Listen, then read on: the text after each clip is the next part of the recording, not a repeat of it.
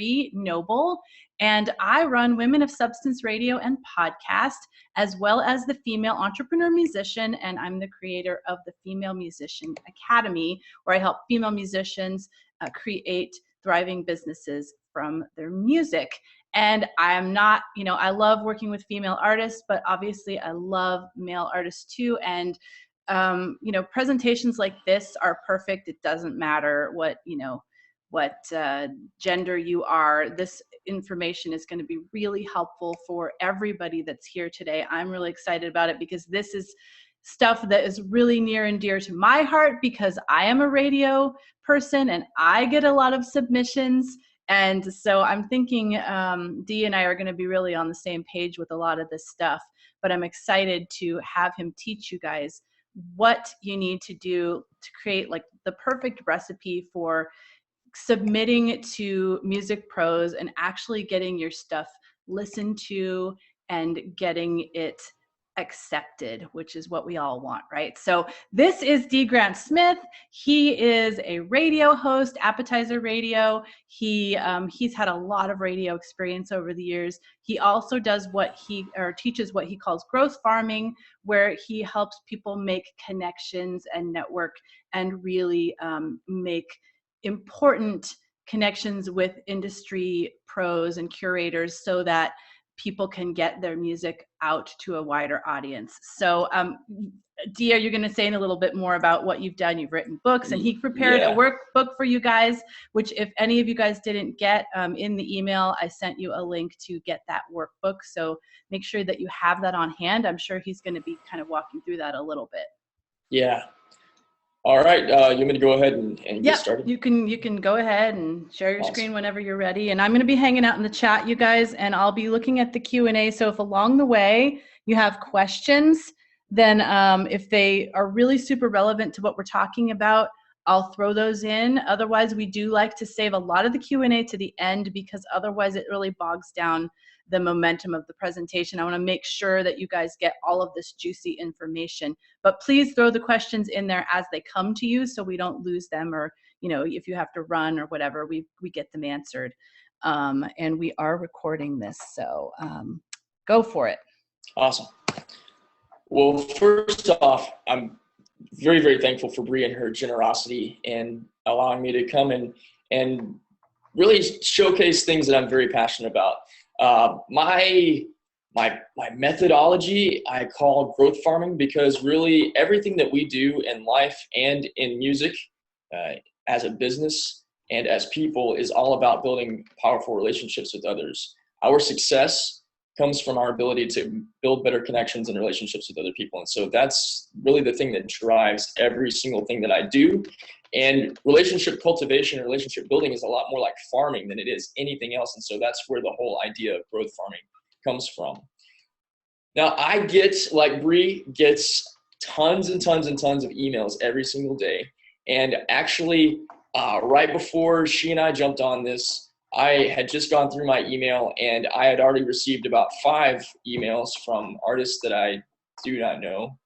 And unlike a lot of curators and a lot of people that do media and do this kind of thing, I do respond to every single person, regardless of whether or not I can do anything with their music or even regardless of whether or not I listen to their music. I do make a response to their email because I want people to know better ways of making connections and better ways of doing music submissions. So what I hint at in my email reply is everything that I'm going to be showing you guys in detail in this presentation. And here's really what this is all about. It's called A Fresh Perspective because I want to take you wherever you are in the world right now, and I want to kind of put you inside my mind so that you can see the way that a music curator, i.e. somebody that runs a music blog, somebody that has a music podcast, somebody that has a music radio show, somebody that is a playlist creator on Spotify, these are all music curators. I want you to understand what it's like to think the way that we think about things, to kind of spend some time psychologically in this space, because if you understand where we're coming from, it'll help you be able to do so much more than all the other artists out there that are only looking at things from their perspective. So we'll go ahead and get started. Can you guys see my screen? I know I can, but if you guys can put in the chat just to make sure, since I don't see your guys' perspective. Because before I get into this stuff, I want to make sure. Yes, they said yes. Okay, awesome. So you can see my little profile dude with his mind and the little pipe and all that stuff. Okay, good. All right. I really believe that psychology is a great way and a great vehicle for us to understand how to live better and how to communicate better. If we can understand the way that people think and operate, then we can get better at seeing things from their perspective and having more empathy. And by having more empathy, we're able to build better connections. All right, so there we go. All right, now I want you guys to answer a question for me. How many of you have, and I guess maybe in the chat, if you can just say like, I have you done music submissions to any sort of media, radio, blogs, podcasts, playlist makers? You've tried to get your music in front of these music curators in any capacity. Just go ahead and say whether or not you have. And if you would also say whether or not you think it's easy. I'm guessing the fact that you're here with us tonight, that it hasn't been easy for you, because if you didn't have questions about it, you wouldn't really need me, right? This is obviously something that is a lot harder than most people recognize. And so my question, why is it so hard to get through? So Tui says that Tui is intimidated. So that hasn't done it. And let's see, never tried it. So actually, any of you that have submitted anything to me, I count. Like Women of Substance counts, but it looks like there's actually a lot of people that haven't done that, and they're a bit intimidated. So this is going to be helpful. Okay, so if you haven't done this before, consider everything that I'm showing you here as I'm going to, in some ways, take you from the start of the race, or a lot of people are, and move you into like the third position. I can't put you in the first position right now because there's way too much stuff to cover in this one setting, but you're going to have so much insight from just this 45 minutes that we're going to spend together that you're going to be night and day past where most people are, even people that have been doing this for a long time. And I'm going to show you guys in a little bit. I'm going to show you, there's a misconception, I think Bree would agree with this, misconception that you need to hire a very expensive public relations company or publicist or record label to be able to adequately get your music out there to radio stations and to music curators, because only those people really know how to do this. And that, my friends, is a massive freaking lie. And I'm going to show you that it's a massive lie, because I'm going to show you some very big, or I don't know how big they are. I know that there was probably at least $500 that was spent on this marketing campaign, and they did it entirely wrong. I'm going to show you exactly what their email looks like, and I'm going to show you, we're going to break it down. I'm so glad you're saying this, because I get these all the time, and I'm like, this person should know better if they're running an agency. I'm going to cut the bull and tell you exactly what I think, and I can speak for myself, but I'm going to take a sort of educated guess and wait for the amens to come from Bree, because I think she and I, from our past conversations, think so similarly on these subjects. And what that tells me also, I did write a book about this. It's called the DIY Musician's Radio Handbook. I will talk about that in just a little bit, but I took my experiences and my beliefs, and I went and I started checking with the other radio stations that carry my show, and I'm heard all over the country. And I asked these radio stations and these music curators, hey, just out of curiosity, I'm not the only one that feels like this, right? And I wasn't. All these other music curators, people that do exactly what I do, feel exactly the same way. Now, people have different ways about going about expressing that, and some people don't even read some things because they don't have time. But this isn't just coming from me and my perspective. So for those of you guys that haven't started this process yet, I'm going to give you so much peace of mind here. You're going to be able to understand so much more than a whole lot of other people do. And you're going to be so equipped to be able to do this stuff on your own that if anybody ever tries to come to you and say, well, I can do this thing for you to get your music out to places all over the country, but it's going to cost you $15,000, you can laugh at them and go, no, it's not. I know everything that you know, and I know how to do it better. So let's go ahead and dive into this. First off, I want to show you in a couple real real clear slides, give you a little bit of a preview of all the different things that I want to talk about here so that you have a little bit of a preface for what this is all about.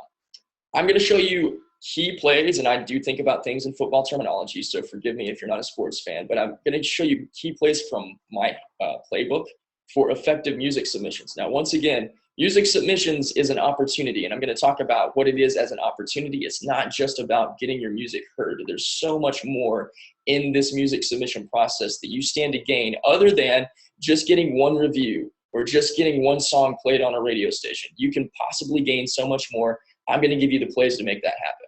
I'm also going to show you why some artists get airplay and most don't. There is this minority of people, and it is kind of a minority of people. The massive group of people that are sending emails and music submissions out all the time, from that massive group, even if we could, not all of us could play music from all of these people because there's just not enough time in the hour, and there's not enough time in the day for us to be able to play everything. So we have to be selective no matter what. And aside from the selection process of picking what we like, there are some other psychological reasons that cause us to go, yes, maybe, but I'll try to work with you. There's reasons behind that. And I'm going to show you what those reasons are. Oops, sorry, I went backwards. I'm going to show you qualifications for acceptable submissions. In other words, what music curators are actually looking for in that intro message. There's some key things that need to be said to really amplify your message and really create the opportunities that you're looking for. We are going to look at emails. It doesn't make any sense for me to talk to you about what kind of email submissions work and what kind of email submissions don't without me actually showing you emails that work and emails that don't. Now, for the people that have sent me stuff that is very blanketed and didn't work, I have blacked out their email address for their privacy, but their message is intact because you need to see it. And for the people that have sent emails in that work, you're going to get to see what those emails look like. And I'm going to explain to you, we're going to do a little bit of an exegesis sort of on why some things work and why some things don't. But you get to see all of this very, very clearly. And on top of all that stuff, I'm going to show you how you can position your music for airplay and for media feature. I'm going to give you some tactics. I'm going to give you some tips. I'm going to show you how you can get added to playlists and radio stations and blogs and podcasts. So that it's not just about what not to do, but it's also ways to position your music and position your message so that you get the thing that you're looking for. Now, Bree gave me a little bit of an introduction, and I just want to kind of give you just a little bit more insight into who I am so that you know a little bit more about me, and hopefully in that a little bit more about me, build a little bit more trust. In case you don't know me, you've never seen my face before, you don't know my name. I am a syndicated radio show host, and to be honest with you, I became a syndicated radio show host by doing everything that I'm showing you how to do now. Because my show was just on this tiny little market in West Texas where I live. There's a regional population of about 150,000 people. That's not a whole lot of people. There's a guy from Dallas that was driving through. He heard my radio show. He contacted me and said, I want to hear you in Dallas make that happen. And I said, I don't know how. And he said, you need to figure it out because your show's awesome. And I want to figure out how I can hear you without having to go online, which I took as a massive compliment. The guy writes for the Dallas Morning News. That was a massive compliment to me. What syndication is that means that my show is heard on other radio stations, which meant that I had to contact other radio stations and ask them, will you play my show? And I found out that asking that question as is, will you play my show, doesn't work. It's the exact same thing that musicians do all the time. Hey, I'm a musician. Will you play my music? Well, you haven't told me why I should care about it. And so I'm going to show you in this how to talk about your music and give people a reason why they should care about it.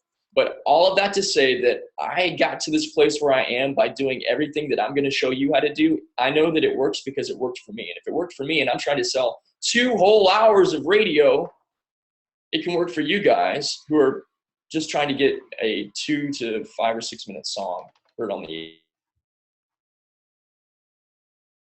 I do speaking. I am a relationship building coach. That's the majority of the coaching work that I do. Yes, I show you how to get radio airplay, but the majority of what I'm showing you how to do is how to build awesome relationships with people. I have been working in radio for almost 20 years. I don't feel that old, but apparently I am according to the calendar. I've won a couple of awards doing this stuff. And I've been a part of some really great platforms like the Music Launch Summit that was hosted by Steve Palfreyman last year. And if you don't know Steve, Steve's an awesome dude. They know Bandzoogle, Dallas Steve Morning because I News talk Song, about it's my Steve all vibe. the time. So Okay. Well, Steve is Superman to me, and I talk about that all the time. Steve's one of my closest friends. I love that guy. What he does is just simply amazing, and his love for people is almost unmatched. So that's a little bit about me. I really want to jump into this stuff right away and give you guys as much value and as much awesomeness for the time that you're choosing to spend with me. So let's dive in. All right. So when we email anybody, what we're trying to do in this email is not just educate them about who we are. At least that's what we shouldn't be doing. The hope of any email you send out to somebody is that they will read it and they will reply back. And that is what is illustrated by this handshake. If you have a conversation with somebody, or if you extend your hand out to someone, nobody likes to be left hanging. But oftentimes with music submissions and with emails in particular, we send something out and we're left hanging. And we're wondering, what is the thing? Why am I getting this silence, or why am I getting the cricket sound instead of getting another hand reached back out to me? And we end up asking this question, what did I do? What did I not do? Why am I not getting the response back that I want? And it starts to make us wonder, where is the communication breakdown? And it makes us also wonder, is there something that we need to know that we don't know? And maybe that's some of the questions that you guys have asked. For those of you that said, I haven't started this process yet because I'm intimidated by it. Sometimes intimidation in what you think you don't know leads you from even starting. And so I know without a shadow of a doubt that in just a few minutes, some of those fears should be taken care of, because this isn't something that is rocket science, or as my friend Tim says, rocket surgery. Rocket science and brain surgery. It's not complicated, but it is a matter of actually thinking about things from somebody else's perspective. But I want to ask you guys a question, because here's a little thing that you might not be aware of. You as a musician, you create audio content for the purpose of putting it out into the world so that other people will hear it and experience it and value it, and make some sort of connection with you so that you can grow. Guess who else is doing that exact same thing? Radio station managers, radio program hosts, people just like Bree and myself create audio content that we're putting out into the world for a specific audience that we have a relationship with and we want to grow more relationship with. And our hope is that they will hear that, value it, and reciprocate that back to us. We are often in very similar places. Now, let me ask you another question. When you message somebody and they don't respond to you, do you feel frustrated at that? And you can answer this in the chat. Bree's gonna let me know if I'm on par with you guys. If you contact somebody by email, or if you contact somebody by social media, you reach out to somebody trying to make a connection and they don't respond to you, does that frustrate you? I know it frustrates me. Yes, they definitely agree. Awesome. Does it make you feel like you as a person are invisible, and that, like, if you reach out to somebody and you talk about your music and they don't respond to you, like your creation doesn't matter as much to other people as maybe as it does to you? Is that how you guys feel about things? Well, some of them are saying it makes them frustrated, some makes them confused. Okay. And then they said, yeah, with an exclamation point to what you just said, for sure. Okay. Let me ask you one more question. Does it make you feel ignored? Do you feel like people are just tuning you out? Makes me wonder what I need to do differently, I think. Okay. Well, I've got some other questions in here. Does it make you feel like, if you're reaching out to somebody and you're not getting anything back, does it make you want to buy into that myth that you need to have some sort of high-paid manager or label or press agency to get out and get the media attention that you want? See, it's hard to tell which question they're answering, but let's see. Sorry. It's okay. Let me. It's just the way things are. I have gives a rat's about me unless they have a reason. Okay. I want to bookmark that answer because that's very important. Yes, of course it came from Colleen. That sounds like exactly like the answer she would give, which is perfect because she doesn't pull any punches. Okay. I I appreciate that answer because there's such a massive similarity between that response when you're reaching out to someone and sometimes the way that we feel when people reach out to us. And it's often for very similar reasons, and I'm going to showcase that in just a minute. Hold on real quick. I just want to, someone said they can't see the chat, so I just want to make sure that you guys know. And actually, I don't see what you guys see, but I'm assuming there's a little bubble button that says chat that you can hit and you'll see the chat. But it probably looks different on my side. Maybe if someone can type, of course, if she's not seeing the chat, that doesn't help, does it? But let's see. Okay. Okay, so June, they can see what you're writing. So you're actually typing in the chat, but apparently you don't know where to find it. Okay, and I do want to let you guys know too, if you have a question, there is a special button that says Q&A that you can put the question in versus putting it in the chat because it's so easy for it to get lost in the chat. So one other feeling that you might be, is it okay if I go on? Yeah, I don't want to interrupt. my desktop. That's really interesting. Just a chat button, but mine is empty. I don't know. I'm not sure what's going on, June. I guess you can type, but you can't see anything. Well, I'll be reading the chat a lot out loud, so don't worry about that. Oh, now she can see it. Yay. Okay, well, Okay, good. some people can see Awesome. it anyway. Okay, one other thing you might be feeling, and this is something that, Bree, I don't know if this has been your experience. Actually, our experience as people that are trying to grow audience, we feel anxious about not knowing what to do.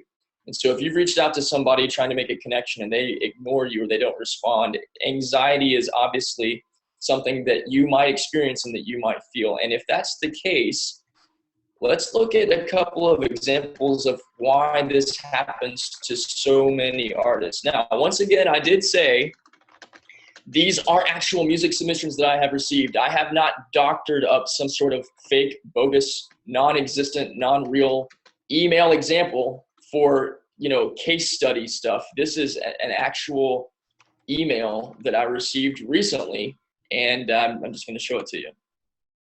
Okay. So this literally came in my inbox, and it says forwarded messages because I forwarded it to myself from the place that it came from. But all I received was artist name, genre, song, album, just this little bitty blurb. And then he said, I'm guessing it's a he, music available on YouTube, Spotify, Apple, and Google Music. And there is just a couple links here. And here's one other thing I do want to point out. There is an attached file here. Oh, yeah. And little caveat, guys, do not attach files to emails. Do not attach files to emails. Don't attach files to emails. I don't know if I can say that in another way. Don't click the little paperclip button and put something in that. Don't do it, especially to somebody that you don't know. Unless somebody says, hey, will you send me a file? Do not do it, because there are so many viruses that get spread all over the place. And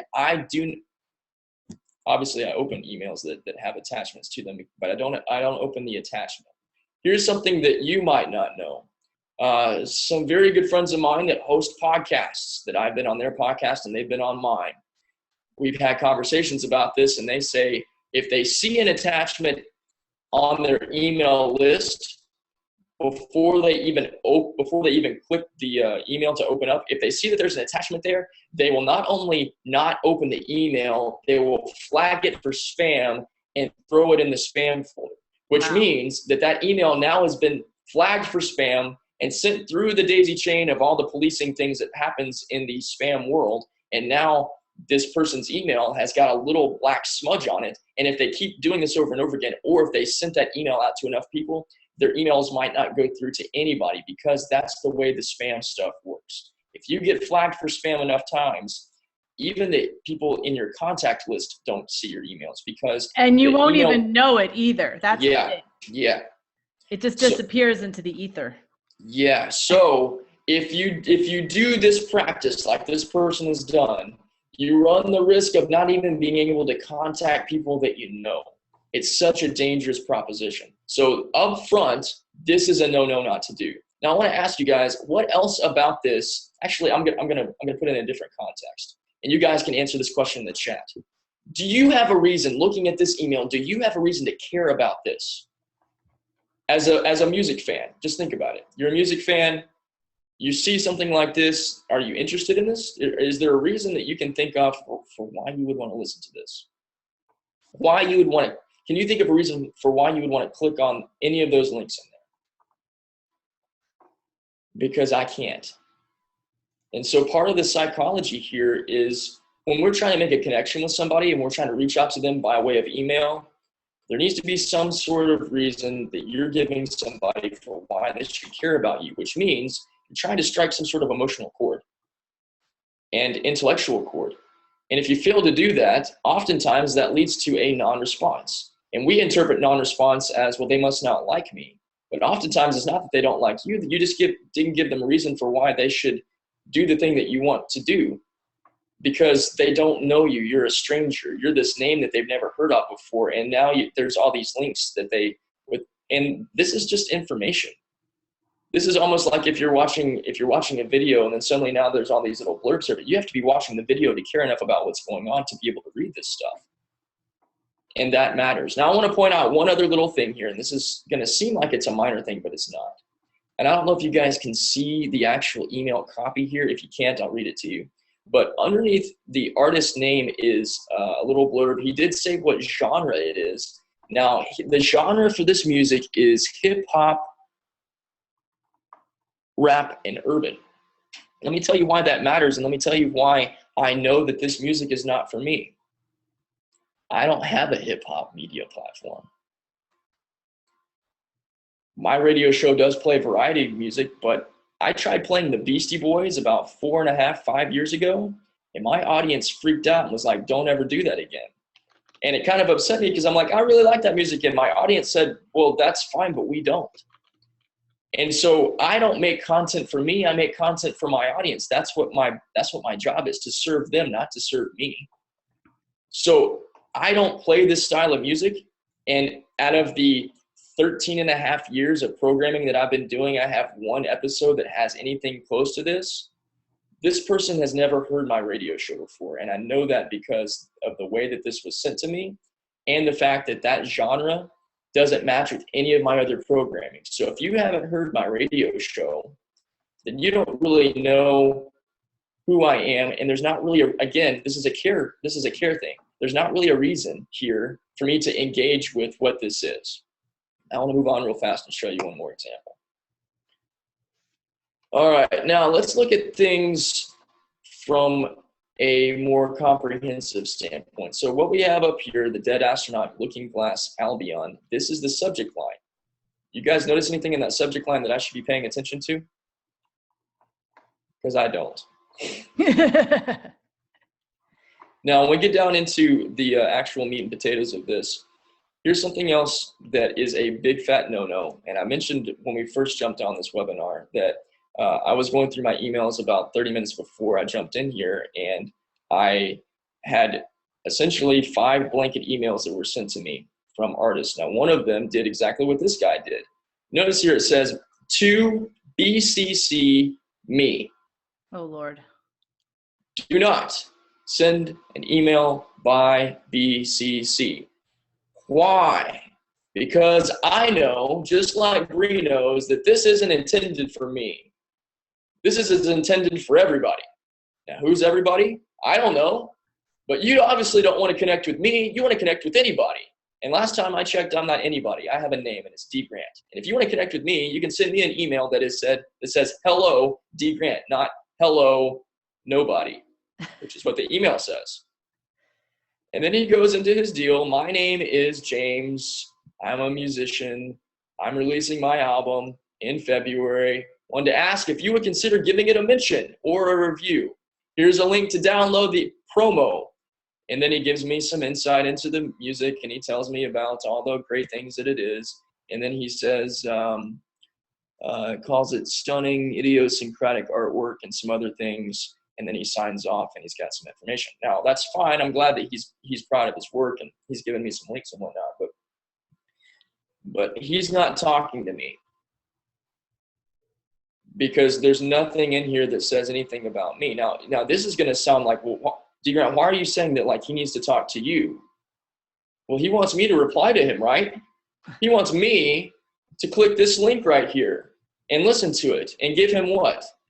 Give him my time, give him my energy, give him my expertise. But really what he asked for is give it a mention and a review. What do those things take? My emotional consideration. You send an email to somebody, you're asking for their emotional consideration. You're asking for their intellectual consideration, and then you're really asking for them to do something to promote you. And if you don't give them at least the consideration of addressing them by name, and I'm going to get into this in just a little bit, you haven't given them any sort of reason to actually read this message and do anything with it. Now, with that in mind, I want to bring up one very important point. All of those emails were written by this guy. His name is Beaker. Now, you've probably seen Beaker on The Muppets. Now, Beaker, he's a nice enough guy, and I do like the fact that he's always dressed up, he always has a tie on, and like me, he likes to spike his hair. But Beaker speaks one language, and only he understands it because his language is always me, me, me, me, me, me, me, me, me, me, me, me, me, me. And I don't know about you, but I don't speak Beaker's language. Do you guys? If you speak a language and your communication only focuses on you, but it doesn't focus on anybody else, there's no way anybody can respond to you because they're not speaking the same language and they're not understanding the same things that you are. And they don't know how to reach back to you because the only thing you know how to talk about is you. How are you a good fit for them? And how do they know that you care? How do I know that you care? You didn't ask to talk to me. You asked to talk to anybody. And all you talked about was you. And that's not the way that you do the things that work in this industry. And to be honest with you guys, that's not the way you do anything in life that makes a difference. You want to move forward with your life, you have to think about things from a different perspective. Now I want to show you one more email. And they're saying emails are a little hard to read, so make sure you read. Oh, okay. I'm sorry. Yeah, I'm sorry. Okay. This is probably hard to read too. And it's hard for me to take those screenshots and put it in a slide in a way that without doing stuff. So I wanted to include this email. It's actually a couple years old, but there's some things in here that are so oh man, frustrating, but this happens way too often, and I just wanted to point it out to you guys. Once again, don't do the BCC thing. He does attach some files. Those files are a RAR file, which this is a gigantic no-no because nobody uses this file type anymore, and it just screams like, I don't know what I'm doing. But there's also some lyric sheets and some reviews and stuff. None of that. Don't ever attach files. That's its own thing. Now, the big thing that I really want to point out here is this. This email is addressed to Dear Sir / Madam. Oh, Lord. Do you guys open up any mail or do you read anything past that line if you receive something in your inbox that said Dear Sir / Madam? That's pretty much how they start every one of those, phishing emails where like, I just need a few $100s to get home from, someplace I'm trapped in some foreign land. You've seen those emails before. Yeah, and I have access to the King's. Right. Right. I have access to the King's repertoire of money and also to his collection of Guardians of the Galaxy comic books. I just need your bank information to transfer it to you. Yeah. So I wanted to include this in here so that can be. I think you guys all know, like, and please don't be offended at me implying that that's something that's not common knowledge, but I say that because I received this email, so that tells me that it must not be common knowledge by everybody, and I just want to make sure that was stated. Now, I wanted to, and I am being a little tongue-in-cheek here, kind of like my note of talking to Beaker, but I want to ask you guys when the last time that you wanted to feast on nothing but spam. Like, have you been to the grocery store recently and been like, you know what, they are having a sale on ribeyes, but I just really want some 25% less sodium spam. Like that's the only thing that I want to eat for the next like 5 weeks. And if I could get spam with bacon, I'd just be in heaven. I'm guessing that you haven't said that in your lifetime. I know I haven't. If you have and you actually do like spam with bacon, please forgive me. I don't mean to insult your personal preferences, but you are an uncommon person, and maybe we need to have a conversation about this later, and maybe I need to invite you out to Texas and give you some real food. Yeah. Since that's not the case, so many people send messages that look like everything that I've just shown you. I'm giving you 3 examples. I would classify all 3 of those as spam for all the reasons that I mentioned to you before. They're not addressed to anybody. They don't say anything specific. And there's no reason at all for you to care about what is inside that message. And a message that's sent to nobody that contains absolutely nothing of value is what? It is this 4-letter word that we now have such an allocation for, that every email provider gives you ways to be able to mark email as spam so you don't have to deal with it anymore. I don't want your emails and your outreach messages to get flagged and to get put into that folder, because that is this black hole that you can't get out of. I want you guys to have connections, which is why most people that receive music submissions that do what Bree and what I do, we receive so much of the same stuff, and I just call it spam. Bree might have a different name for it. But most messages that fail are just artist-focused. All they're talking about is them. We are, as human beings, naturally inclined to care about ourselves. That's the way that we are culturally brought up. That's the way that it's kind of part of our DNA. It's our job to take care of us first. This is why when you wake up in the morning, now as an adult, your job is to feed yourself. Then after you feed yourself, you go feed your kids, or you feed your dogs, or if you're me, you feed your 2 cats. Sometimes you feed your 2 cats before you feed yourself because you have to. But your job is to take care of you. It's naturally a part of who you are. And that natural inclination is not a bad thing. But if in our outreach to other people, if we don't stop our own self-focus and allow ourselves to think about things from someone else's perspective, then we end up in the place that these other people have, where they sent the message out and they've gotten crickets. They haven't gotten the handshake back.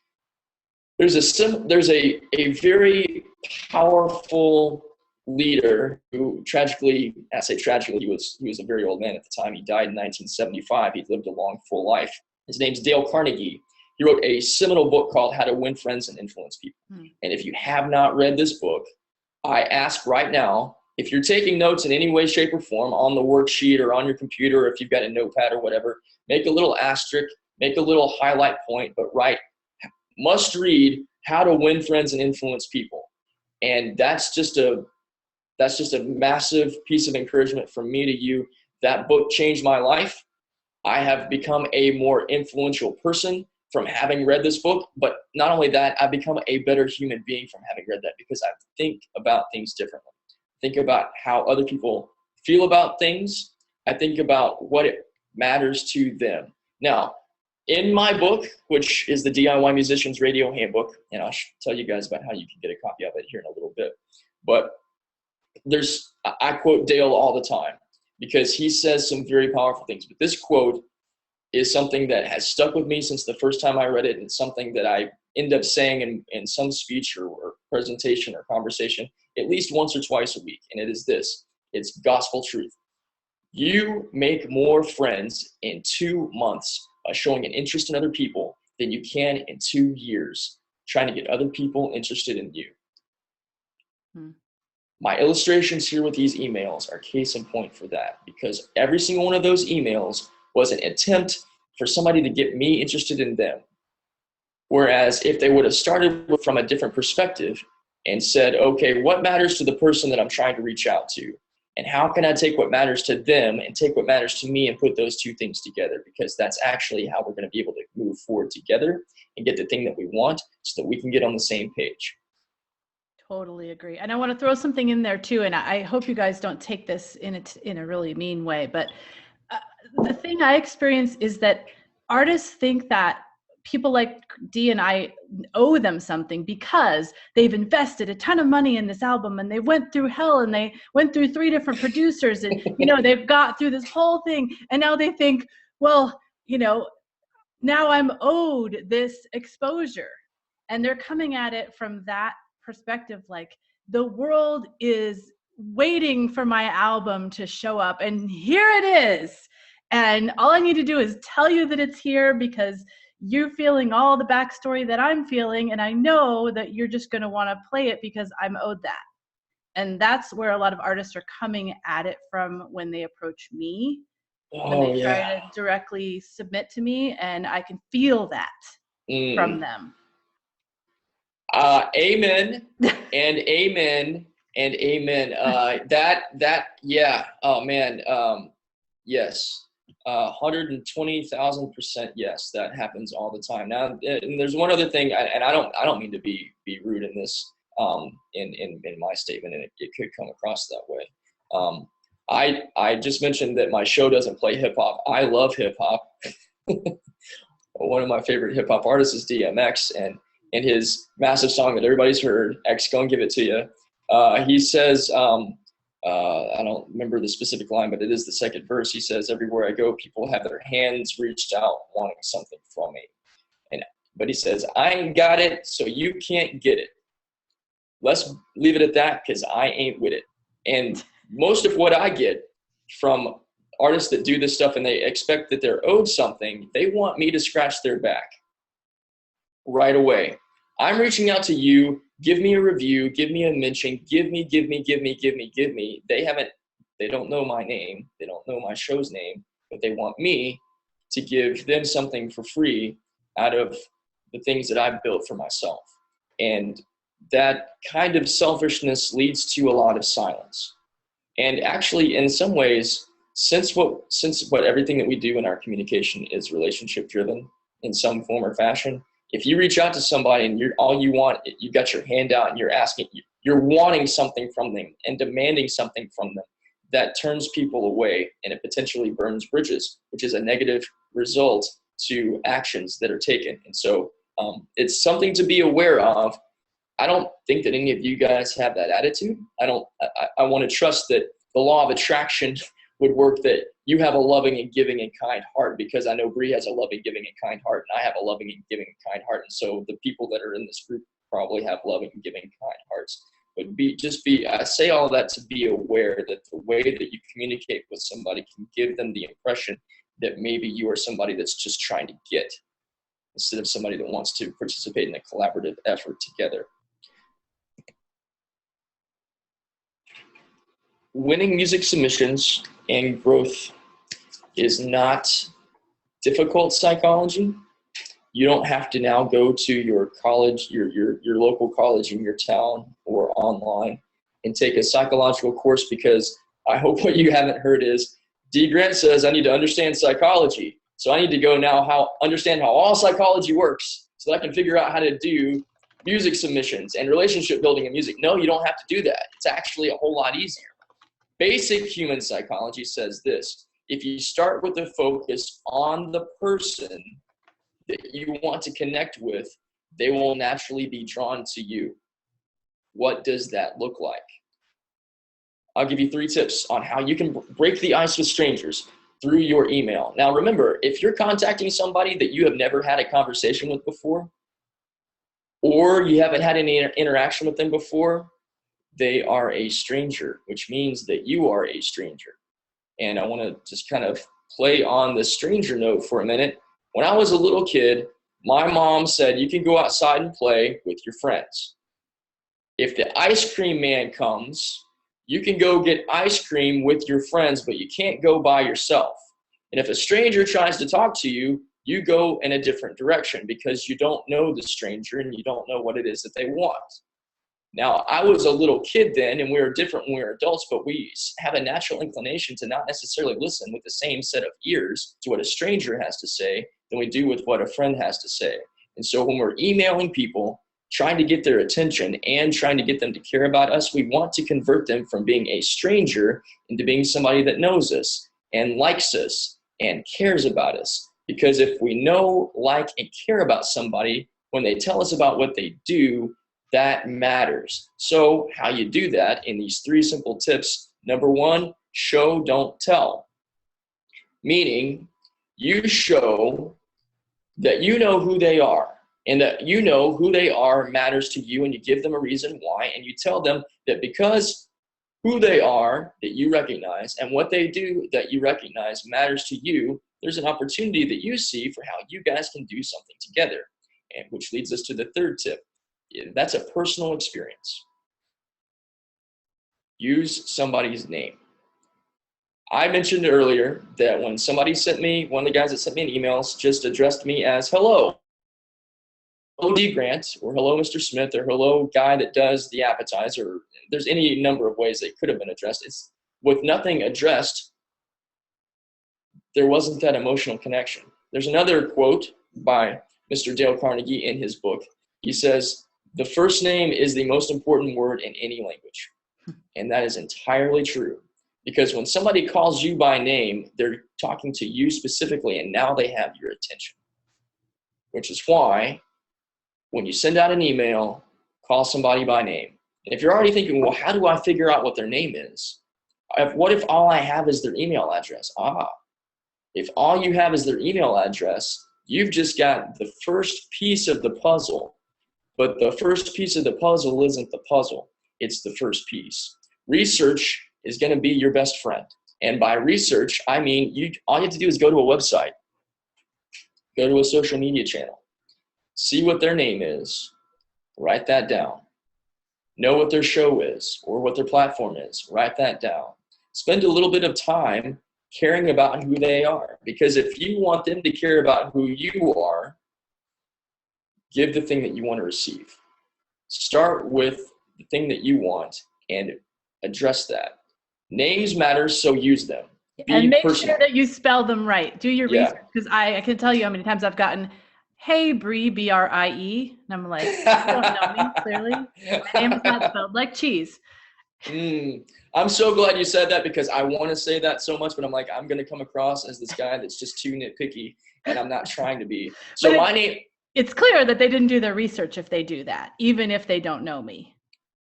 Yes. It's an immediate strike against them, too, Yeah. So my name is D. Grant Smith. Now, the D does stand for something. It stands for don't leave it out.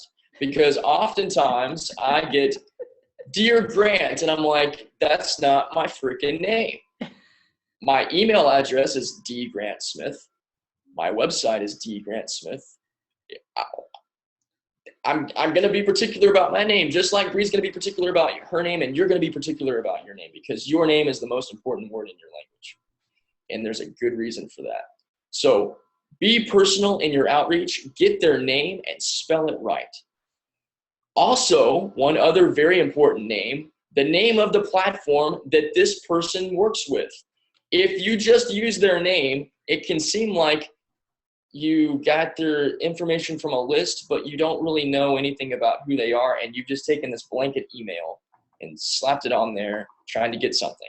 But if you talk about specifics and you say, like for instance, I've got a couple of examples here. Radio KSCR is run by my good friend Joanna in Los Angeles, California. She has a great, dedicated, loyal, passionate audience in her local area that listens to this show, actually all over the West Coast. Excuse me, not show, the station, all over the West Coast.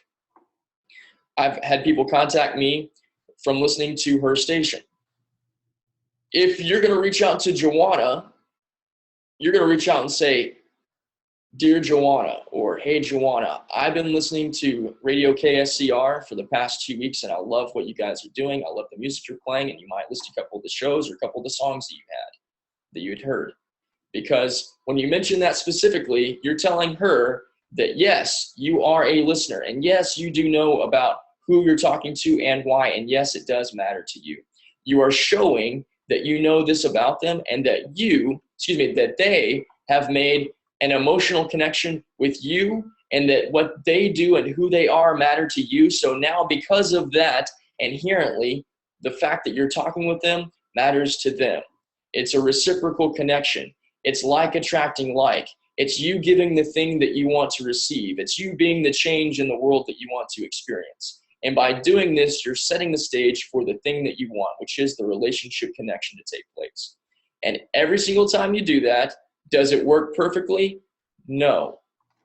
But it works night and day better, and your return rates are exponentially higher than by sending out one very poorly worded blanket message that says absolutely nothing to 500 people that gets zero response. Being personal matters. Now, I have just said about 3 times, research, know these things, know these things. If you're thinking that by me telling you that you need to research somebody, that I think that you should write an exegesis paper that is 24 pages in length and is using appropriate MLS notoriety and all that stuff, that is not what I'm saying at all.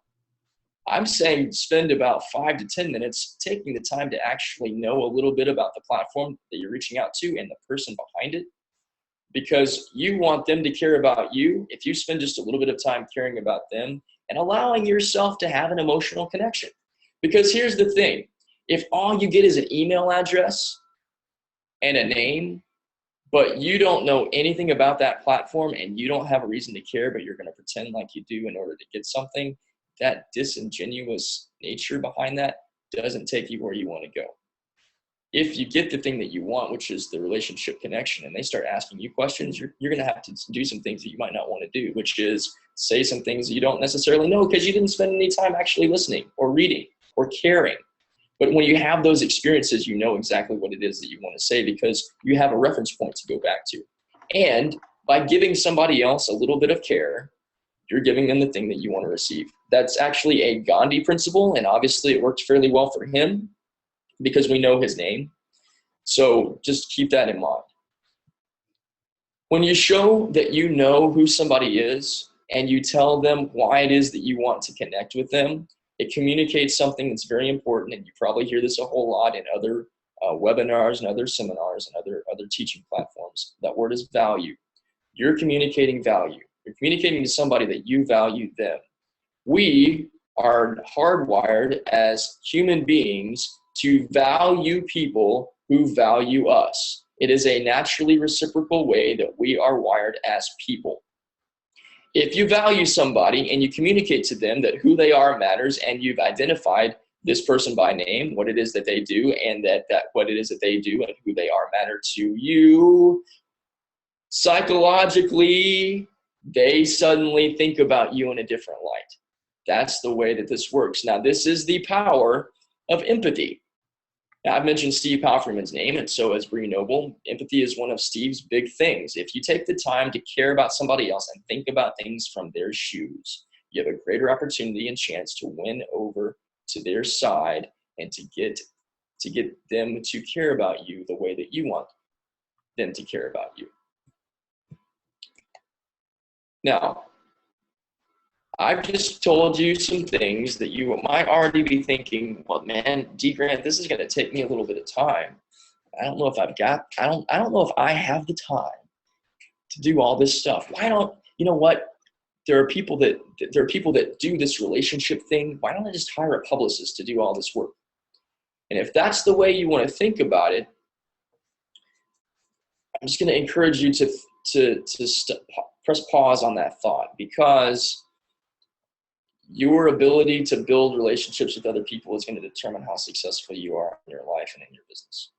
And if you want to turn that off and you want to give the control of that over to somebody else, then you're telling somebody else that you want them to have control over whether or not you're successful or not. And that's a dangerous road to be on. I'll give you one other little tip on even hiring a publicist or hiring a music marketer or hiring anybody to do this kind of thing. The best way to know that you're going to get your money's worth is by knowing what works and what doesn't. And if you're just going to trust somebody sight unseen that says that they know how to do it, you're going to waste your money because you don't know the process. You don't know how relationship building actually works. I know when I hire a publicist to go out and do work for me, like promoting my book, I fact-checked people. I did interviews with people, and I want to make sure that relationship building was the way that they did things, because everything I do talks about relationship building. And I'm not going to hire somebody and pay them money to do something that's opposite of the way that I operate. I'm not going to hire somebody to go not do relationship building when that's what works. So this is the reason why you don't just hire a publicist to go out and do this stuff for you sight unseen. Yeah, and I want to mention something about that because there are two people right here, Nick and Dee, that I was on their podcast, and I actually was connected with them by a publicist. But as soon as they said, hey, Dee, meet Bree, blah, blah, blah, we started talking, we started a relationship, and then it was all about me building that relationship with those two people. I wasn't just like, I'll just show up for the podcast. I don't need to talk to them at all. Even if you have a publicist, you still have relationship building to do. That's exactly right. If you get signed to a label, you still have relationship building to do. It is not on somebody else to be the relationship conduit for you, because now that isn't your job anymore. Your job is to just be an artist. Now, your job is always to build relationships. Your job is to build relationships with your fan base. Your job is to build relationships with people that kind of know about you but really aren't in your circle. Your job is to build relationships with your super fans. All of these things are all tied together, and the ways that you communicate with other people and communicate value are all important, and they're all very similar. Your job is always going to be to build relationships. Now, I mentioned, why don't you just hire a publicist? Because guess what, guys? Some publicists do the exact same wrong things that musicians do. Remember that whole thing about how you don't go to the grocery store every week to buy more spam? Well, there are artists that have paid some publicists thousands of dollars to send us spam that we don't read and we don't like, and we end up flagging it. They don't get the response. Now, what happens to those emails? They get trashed. What happened to that money? It went into the pocket of somebody else. What happened to that artist's investment? It didn't matter. This is why you don't just sight unseen hire somebody to go build relationships for you. Your job is to build relationships. Some PR companies do it, and they do it really well. Some of them that do it really well do charge a lot of money. Some of them are more middle of the road and are affordable. I know a couple people that do great PR work. If you are convinced that no matter what, you want to hire a PR person, I think Bree and I both have a short list of people we would recommend you talk to, because they do relationship building the right way. Absolutely. If I get an email from Ariel Hyatt, I will respond every time, because she's very specific and personal, and she knows me and she knows what I do. There's about 100 other ones in my inbox that I just put in the trash. My friend Angela Mastrogliano. Oh yeah, Angela too. I feel terrible about mispronouncing her last name. Mastro Giacomo, I think it is. Yeah, okay. Yeah. So I was way off. But Angela is fantastic. I highly recommend her too. And your publicist, Bree, is also absolutely fantastic, obviously, because you and I are working together right now. Some PR companies do it right, some PR companies do it wrong. The important thing for you guys to note is that just because somebody is in the PR business doesn't mean that they know what they're doing, and it doesn't mean they're worth their weight in salt, let alone their weight in pennies and dollars. On that subject, I do want to show you guys an example of how PR companies do this wrong too, so that just really trying to drive home this point that just because people are charging money for it doesn't make them experts. Just because somebody can say that their title is that they're a publicist or they're a PR pro or whatever, doesn't mean that necessarily they know what it is that they're doing. Now, like I've just said, some PR companies charge anywhere from $500 to $10,000 per campaign. Oftentimes they don't get any results because they do a lot of the telltale signs that musicians that send spam do the exact same thing. They are not interested in building relationships. They're interested in writing one blanket email, collecting another paycheck, and moving on down the road. Everything that you do in your life and in your business, all growth, all marketing, all networking, is driven by relationship building. And if you don't build relationships right, you don't win the way that you want to. No one, I can't sing, builds relationships with spam. Yet many PR companies charge thousands of dollars and try to do just that. Actually, they're not trying to build relationships. They're just trying to get placement, which is something I also want you guys to write down. Your job with your music submission is not to get placement. If you think that that's what it is that you're trying to do, you're setting yourself up to fail. Your job is to build a relationship. Your job is to get a handshake. Your job is to get a reply so that you can have an ongoing conversation with this person that you can come back to over and over and over and over and over and over and over again for as long as you're a musician. because the more close you get as a networking liaison and as a collaboration person and as somebody that is providing value to this platform, whether that's a radio station or a blog or a podcast or a Spotify playlist or whatever the case is, the more value you're adding to them and the more close you get with your relationship with them, the more opportunities you have to do the things that you want to down the road. Now, getting back into publicists that get this wrong, let's look at an email. And I know this is going to be hard for some of you guys to read. Again, it's hard for me to take an email copy and put that into a PowerPoint presentation, but can you see my mouse? Can you guys see that? With the little cursor here. Yes. Can you see that? Uh-huh. No? Oh, you can. Okay. Yeah. I'm going to read this across so that you can see. This title right here is, it says Lost and Found actor Alex somebody released debut EP. That's what's written right here. This is the subject line. Now, this first thing right here is an email address that I blocked out. But all this stuff here is basically, it's just a press release. Debut music career with single, 18-year-old actor, singer, songwriter, currently best known for being on a TV show, was on this other TV show, blah, blah, blah, blah, blah. This little part right here was a music video that I kind of had to clip out so I could get enough stuff in here. And now here's all these quotes that are from other people that have said things about this guy, and I've blocked out their stuff so that they've got a little bit of privacy. And now here's all this other stuff that's here. Now, all of this that's here, this is a press release, but this wasn't addressed as a press release at all. It was just addressed as somebody's released a debut EP. This PR company didn't address this to anybody. They're not actually wanting to talk to me. They've got my email from a massive list, and everybody received the exact same thing. A press release, if you're going to send that out, should say press release in the subject line so that you know that it's a press release. That's how we know it is that you're letting us know that here's something that's coming out to all of media. I'm going to know that it's not supposed to be personal and be addressed to me because the way that it's positioned. What would work a whole lot better is if they did things that way, if they actually did make it personal as a PR company, because that's kind of what you're supposed to be doing. They are getting paid thousands of dollars for this thing. But all of this stuff right here looks exactly like the same spammy junk that we've already read before, except this thing has a price tag on it that I don't think any one of us wants to pay. And I'm pretty sure that even if all of us were to pony up some money together, we wouldn't pay for this kind of garbage, would we? I hope not. So, is it okay to mention you and your music in a music submission email? And I can understand why you might think that from everything I've said here that I don't want you to talk about you, and that's not true at all. What I don't want you to do, and my encouragement to you for things that actually work, is for you to not be the subject and the only course du jour for the entire message of your email, or the entire message of your music submission.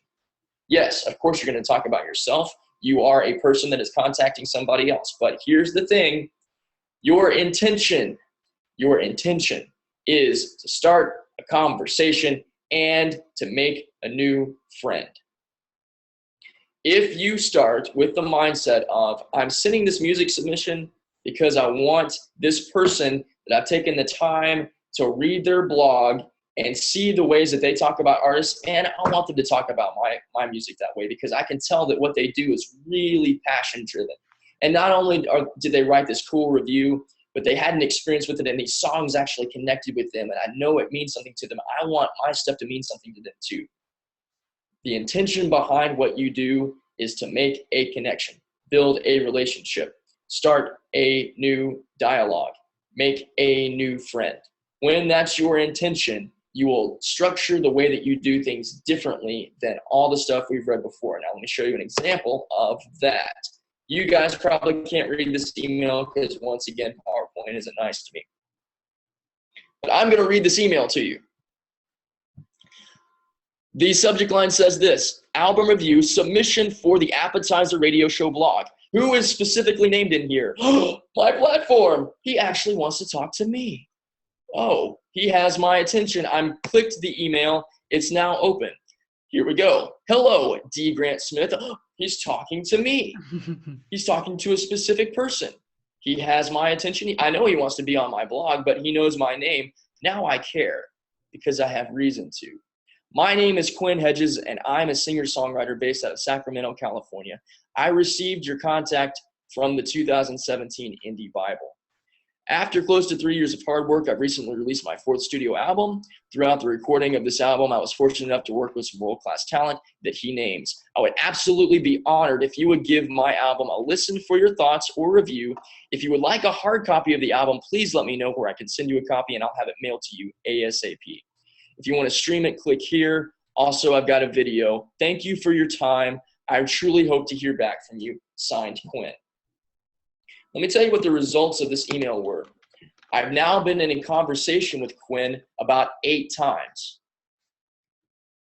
A couple of those by phone, several of them by email. We've also interacted several times on Facebook. I know he's a boxing fan. He knows I'm a boxing fan. So periodically, he'll send me a boxing statement because now we have this relationship. And do I play his music on my show? You're damn right I do. I play his music a lot. Why? Because his music is excellent and because I like him as a person. I think Quinn's a super cool guy because he was interested in making a relationship with me and building a connection. And he says some very specific things in here that I know he actually wants to be a part of what I'm doing. And he sees that the thing that he does, the thing that I do are trying to reach and appeal to the same people. So we're tag teaming this thing together to make a difference in the world. That makes a massive difference in the way that I operate and the way that he operates. He gets what he wants because he gets to be a part of my platform. I get what I want because I get to play great music, and our audience gets what they want because they get the combination and the collaboration of 2 parties working together to make them happy. That's what it is that we do. Our job as music curators is to make great things that take what you do with what we do and put it out there for an audience. We are supposed to work together, you and I, to be able to make great programming that gets in front of a specific audience so that they're happy. This isn't about your music getting heard. And I want you guys to think about that because that's really what this is about. And that's really why so many artists struggle with music submissions. It doesn't have to be that way.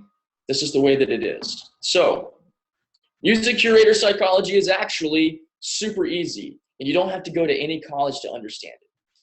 All you have to do is spend about 35 to 40 minutes with me, and I'll give you a little bit of an insight into it. It actually works.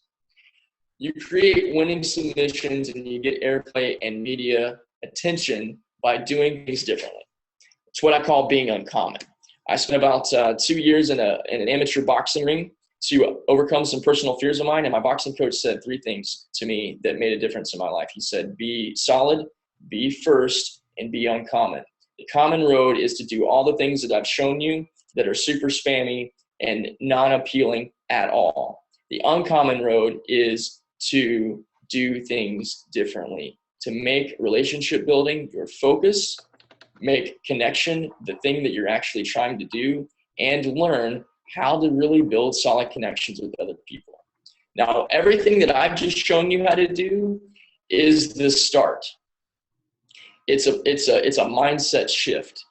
What I want to give you guys some information about and just kind of tell you about how you can take this to the next step, because I know that I've given you a whole lot of material here, but there's a whole lot more that I want to share with you. And I want to just kind of give you a little bit of an overview of that. I have a radio course that I want to invite you to join me in, and I'm just going to give you some insights and stuff about it. If you want to take this to the next level and you want to know what it's like to work directly with me and have me as your teacher in this process, that's what this radio course is all about. If my slide will load. So it's called the Indie Radio Promotion Course. Once again, as the audience growth farmer, my job and the thing that I work towards doing more and more every day is helping people build better relationships. I want you to not only get your music heard, but I want you to build awesome relationships with music curators like myself and like Bree, because those relationships are what matter. Those relationships are what makes you successful. I want you to go from no play and no response to, yeah, we like your music and we love what you're doing. We want you to be on our platform. That's what the Indie Radio Promotion Course gives you. I'm going to give you a little bit of insights. Some stuff that you actually get from this is yes, you do get radio airplay because I show you a system that works. I show you a beginning to end process that I have used over and over and over again. That's how I became a syndicated radio show host. And it's how I've worked with artists all over the country and all over the world to get their music heard by audiences from all over the place and get featured on blog sites and get featured in podcasts and all kinds of stuff. I'm going to show you how to build your network of contacts, and I'm going to show you exactly how to cultivate relationships. It's not just sending one email. Sending one email is the start, but there is a follow-up process and an ongoing relationship building process, and I show you all of how to do that inside the course. I show you not only how to connect with indie music influencers, but also people who have connections with other indie music influencers and that have access to the audiences that you want to reach. Because ultimately, what you're trying to do with all of radio airplay, aside from building relationships with the curators behind it, you're trying to reach their audience because you want to grow your audience. This is all about growth. And that really comes down to getting in front of the right people. And I'll show you how to do just that. And I've got just a couple quotes from some folks that have been through my system, people that are both musicians and people that are music industry insiders and influencers. Because here's what I wanted to do. When I first started putting my course together, I didn't want to just put it in front of musicians and be like, hey, good luck, hope this works for you. I went and grabbed people that are influential in the music space and said, hey man, I want you to go through this and you tell me what you think about it. So if you don't know the name James Moore, he's actually somebody that's very good on doing music promotions and marketing, and he is a big advocate for music PR. He went through my system and said, yeah, this is exactly what you are supposed to do if you're going to be successful. And then Kay Sharp was a great jazz performer in Florida. She spent 3 years beating her head against the wall, not being able to get anywhere with music submissions. And then she spent 2 weeks doing things my way. And she had 3 people say yes to her on playing her music right before they went on tour. So I know this stuff works, and I want to share it with you. And then here's some more insights. If you guys can't read that, I'll read it for you. Show you how to grow your contact list of stations and curators. I want you to save money, because money is a commodity that most of us don't have as much of as we want, and we want to spend money on things that are kind of playful. Like, I'm guessing there's some guitarists here in this webinar. You probably want to spend more money on guitars and on gear and less on trying to figure out how to do stuff or paying somebody else to do something that you can do on your own. So I want to show you how you can be your own PR superstar and know how to do all this stuff right so that you can spend more money on things that you really enjoy. I want you to know that when you get ready to outsource to a music marketing professional, that you know exactly what to do, you know exactly how it works, exactly what your marketing should look like and what tactics to use so you can hire the right people. I want to give you tools and tips on effective messaging and follow-up, because follow-up is really important. If you send the right email and you get a response but you don't do the follow-up to it, man, sometimes that stuff hits a brick wall and it doesn't go anywhere. The follow-up is so important because it's so essential to you building relationships. Oh, and if you're already thinking, well, this is going to take so much time, I don't know if I've got the time to be able to do it, I show you my own personal time management secrets so you can do all this stuff in as little as 10, 15, 30 minutes a day. It's not super time complicated, I promise. And I show you how to pair the radio airplay with getting added to playlists like Spotify, how to make connections with playlist makers, and a whole lot more. Oh, and I mentioned my book a couple times in this webinar. You get a free digital copy of it, so you've got that too. To jump in the workshop, it's just one little click of the mouse over to this website, dgrantsmith.com/yes, because you're saying yes to relationship building, and you're saying yes to learning how to growth farm with me and be a part of the relationship building, conduit connecting, curating, connecting place where your music gets in front of more of the people that you want to get in front of. All right, I've just gone through now what is it? Man, this is longer than I expected. I'm so sorry, Bree, that I went longer than I was supposed to, but I do appreciate everybody jumping in here. Now, did you tell them how much it costs? I'm sorry, I didn't. I didn't. The cost is $199. A steal as far as I'm concerned with what you would pay a PR agent that probably isn't even going to do it right. Yeah. Oh, and you get a free training coaching session with me too. So Oh, that's awesome. yeah. That's awesome. So I'm again, relationship building is very important to me. What you do in the course, I do teach you by way of video, but you have direct access to me through email. And once you jump into the course, we have interactions that take place, and you have once again connection to me. Again, as a relationship building person, I am completely sold on that, and I want to build a relationship with you to help you grow as much as I possibly can, and give you as much value as I possibly can. And I'm going to turn on a light because it just got dark in Texas all of a sudden. Hold on. And I'm going to jump in the Q&A section. If you guys have any more questions, there's a few that were put in here over time. If you have any more questions, throw them in the Q&A. We'll answer those real quick. So Clara wants to know, what are your thoughts on using Submit Hub? Okay. So actually, that's a great question, Clara. For the appetizer, we use a music submission service too.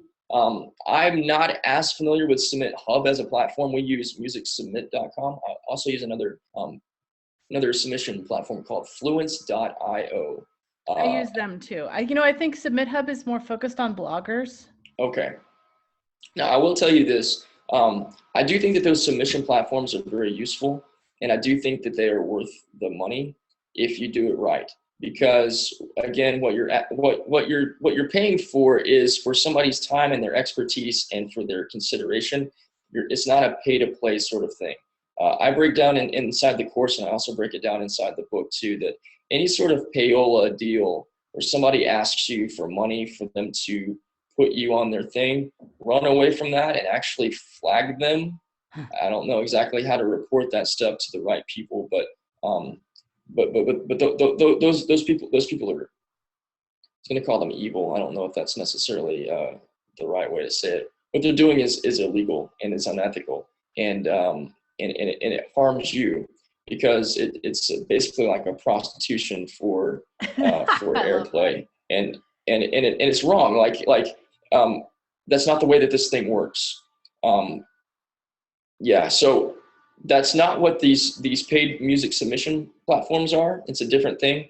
Sometimes it gets confused as one because you are paying to get your music essentially in front of somebody, but what you're paying for them to do is to give you their critical ear and to give you feedback on what that is, and you're asking for them for pennies on the dollar, really, for them to take their years and years and years of experience and to give you a honest critique and feedback that you can use to grow yourself. For the amount of money that it costs, it's actually super, super cheap. So I do recommend submission platforms because it also does put you in front of people, because that's the only way that they get paid, their pennies on the dollar, is by actually listening to your music and giving you that kind of feedback. So that's a great way to. Absolutely, because many of you guys know, we have a submission fee for Women of Substance. That is basically to cover our time as the review board. We don't have unlimited amounts of time to be listening to music. So we are very clear that does not guarantee airplay in any way. That being said, I always try to find at least one song I can play by an artist, but every once in a while there's someone that I just have to reject outright because I don't believe in pay to play. But we do use Music X-Ray, we use Fluence.io, and we use Broadjam. And many of you guys on here, I've met you on one of those platforms, and you probably would never have heard about us had it not been for that platform, and I wouldn't have heard about you. So I think there are definitely good reasons to use those. Yeah, absolutely. Everything you just said.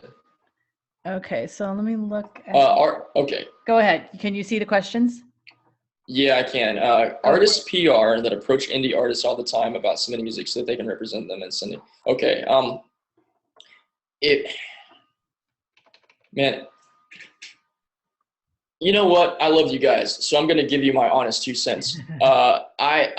There was a thing that Artist PR did about a year ago where they charged $5 for you to have access to their entire system, and part of their system was that they were going to show you how to get radio airplay. Now, since that's part of what I do, obviously in my course and whatnot, I wanted to see how legit their stuff was, and I also wanted to see what their methods were. What I found when I jumped into Artist PR is that they are also associated with this thing that's like radioairplay.com or something like that. Oh, I was going to ask about that one. And it is a pay-to-play system, and it is bull crap. And as soon as I found out that that's what it was, I got out of the Artist PR deal. I did look at some of their template documents, and my honest 2 cents is that that's something I would avoid if I had the opportunity to. I wouldn't spend a dime or 5 seconds of my time with it, because it's just not the real deal Holyfield. And I'm going to spend my time, my energy, and my money on things that matter. And everything that I saw on there was the opposite of that. So that's as middle of the road as I can be without getting into the way that I really feel about stuff like that, because I don't want to come across too strong.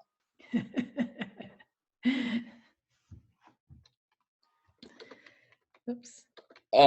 Next question. Is it okay? You want me to just keep moving? Yep, go for it. Okay.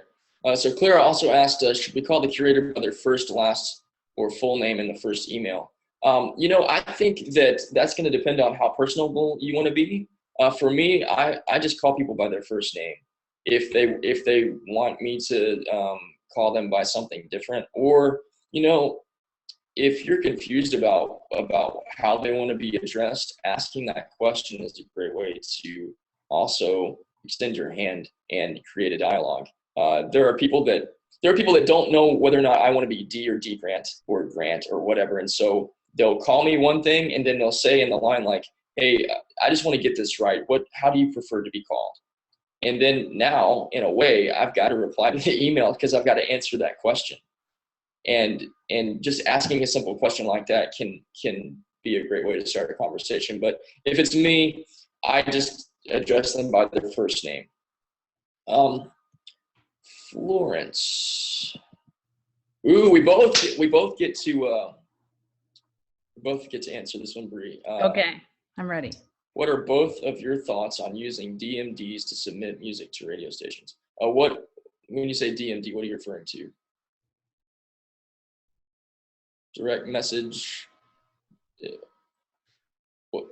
I'm not exactly familiar with that term.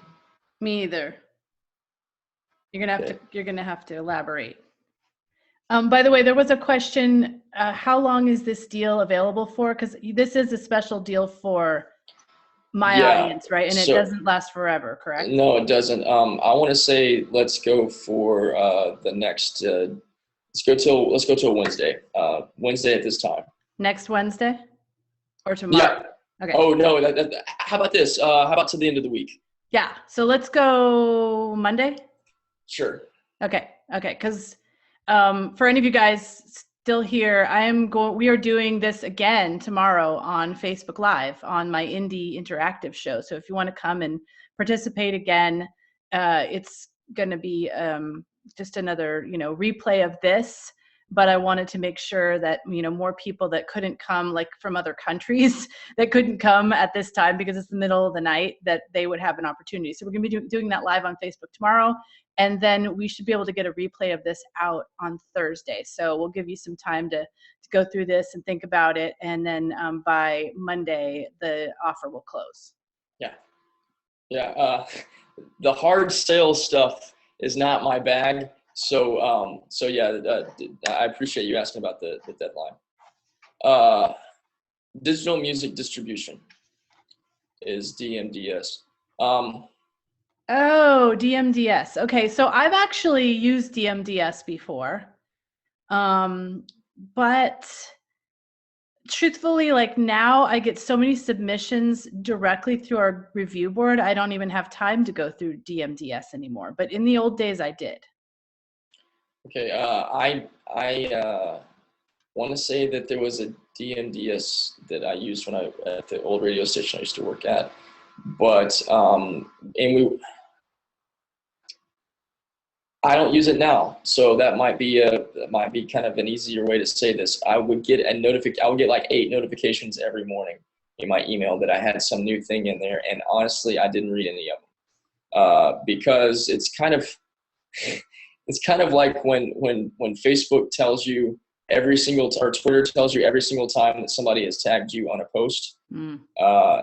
you might scroll through it, but you're probably not going to click on all of them because it's just too much stuff to keep up with.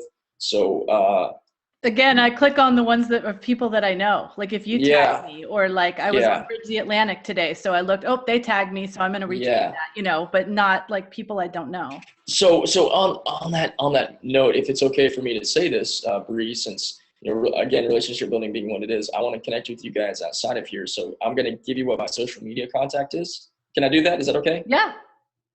So you can get me on Twitter at Appetizer Radio.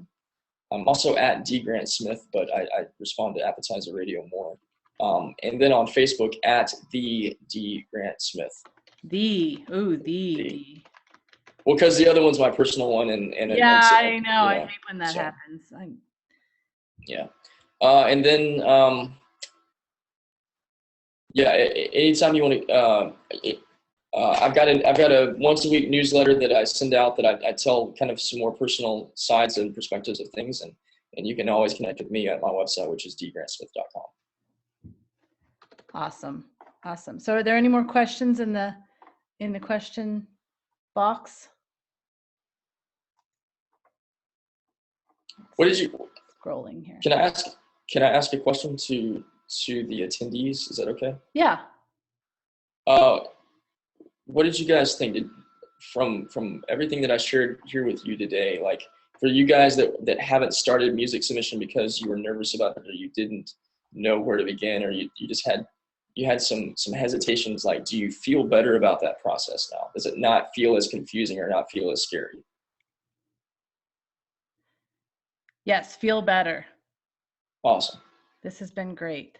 Thank you guys. Awesome. Yeah, I love that you have been so specific and honest, and like I was hoping this is exactly what it is. I mean, that we weren't pulling any punches of, like, you know, sometimes we just need to be very blunt about what's not working, because I don't want you guys to do that. I don't want you guys to waste your time. Yeah, or your money. Yes, that too. Yeah. And you know, frustration and anxiety and stress are not anything that any of us want, and we live with enough of that stuff in other areas of our life. But to also have that with trying to figure out how to grow our audience, it's not cool. So everything that I can do to make your messaging and your relationship building better, like I appreciate you guys jumping in here, and I appreciate you, Bree, for giving me the opportunity to do just that. So thank you. Oh, you are absolutely welcome. Oh, thanks, Florence. You watched my interview on Bridge the Atlantic. It's super fun. If you guys haven't seen it, I posted it on my Facebook page. Great show. Have you been on that show, Dee? I have. One of the Ross and Marcio are two of my favorite people in the whole world. They're awesome. And their questions are hysterical. Yeah, I was on last year. Did they make you choose a favorite? If Marcio or Ross was your favorite? Did you choose one? I chose both. See, I chose both. I chose Ross because I love his accent, and then they just the rest of the time, well, clearly you have a favorite, and well, I'm not going to talk to you because I'm not your favorite, you know. Yeah, there's a guy named T. Hart Ecker that wrote this book called The Secrets of the Millionaire Mind that I read, and he said that millionaires and wealthy people don't choose one or the other; they choose both. And I just listened to that ebook, and so when they asked me that question, I was like, I'm a millionaire in mind.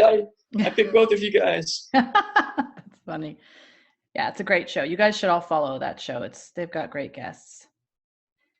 Cool. Well, if we don't have any more questions, we're going to shut this down. But again, we're going to be doing this tomorrow on Facebook Live, noon Eastern, 9 a.m. Pacific, on the Women of Substance Radio and Podcast Facebook page. So tell all your musician friends, if you got value out of this, to come over at that time. All they need to do is like our page, and then they can get a notification, and just show up at that time, and we'll go live. And I would love to interact with you guys. It'll be super fun on Facebook Live tomorrow. Awesome. Thank you. And then I'll be sending out an email with this replay on Thursday to everybody, and a reminder about the offer that he's giving you guys, a special deal on his course. He's not very good at promoting himself, so that's my job. I mean, knowing him, knowing how giving he is, I can't imagine that this course is not worth like 10 times what he's charging. The insights he'll get out of it. So check it out. dgrantsmith.com/yes. Yes. Yeah. Awesome. Well, thank you Easy. guys so much for coming. Thank you so much for hanging out with me in the evening. And I'm ready to go get some dinner. So I don't know about you, Awesome. but have an amazing evening, you guys. Yeah. Thank you so much. We'll see you soon.